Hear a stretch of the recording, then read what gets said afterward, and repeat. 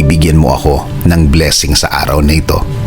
Panginoon, salamat sa bagong araw. Salamat sa bagong mga bagay na ibibigay mo sa akin. Salamat sa mga bagong oportunidad na ilalagay mo sa aking araw ngayon. I know this day will be better than yesterday. I declare blessings today. I declare provision. I declare healing today para sa akin at sa aking mahal sa buhay.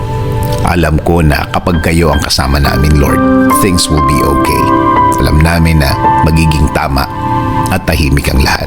Alam din namin na kasama namin ang proteksyon sa araw na ito. Proteksyon sa mga bagay na gagawa ng problema sa aming buhay. Sa mga taong walang alam gawin, kundi mang-istorbo ng kapwa nila at gumawa ng mga kwentong imbento nila. Panginoon, turuan niyo akong maging kalmado sa harap ng mga taong ito. Give me the blessing of self-control. Panatilihin yung tahimik at relax ng aking puso at isip sa harap ng mga problemang ginawa ng mga taong ito. Alam kong nakikita at naririnig nyo ang lahat ng trabaho ng mga taong ito. Alam kong binabantayan nyo ang lahat ng mga gawa nila. At alam kong igaganti nyo ako sa mga taong ito. At alam kong may timing nyo ang lahat. Sa ngayon, sa araw na ito, ako magko-concentrate. Sa araw na ito ako magfo-focus. Alam kong marireceive ko ngayon ang inyong kabutihan. Alam kong aalagaan nyo ako sa araw na ito. At alam kong mararamdaman ko ulit ang inyong blessings ngayon. Kahit na maging mahirap ang araw na ito, sa magandang plano mo ako titingin.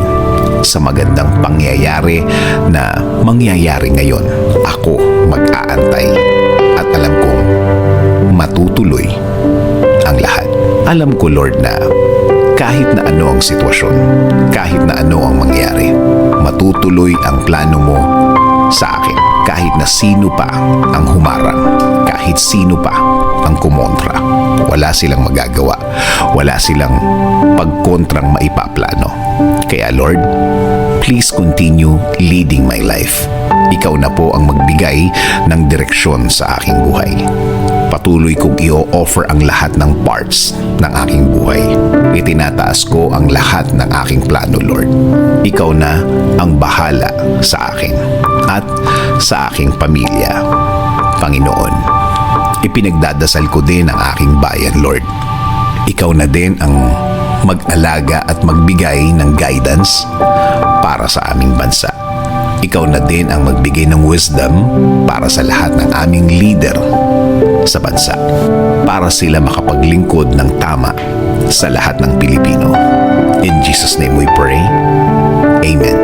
Sabi nga sa Proverbs 10:22, the blessing of the Lord makes rich, and He adds no sorrow with it.